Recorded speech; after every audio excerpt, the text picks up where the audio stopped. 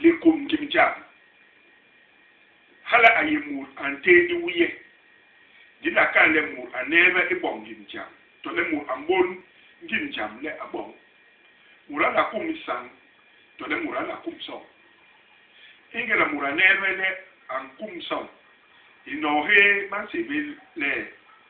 undanjel wo we walum hiyong deng bite isi inemhe ina bite imbos ante wo walum we ingi ya niri no dinile yab no yaga no ni susuga no muran kum song le abong ding dim jam John muran la kum song le a him le lumbi muran la kum song le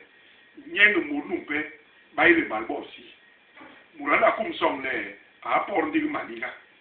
murala kum song le anyo habi mao to usiga au habi murala kum song le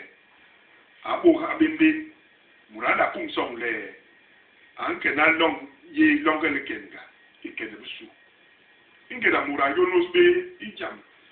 limbong nyele akum song halan kobla le ambogumbi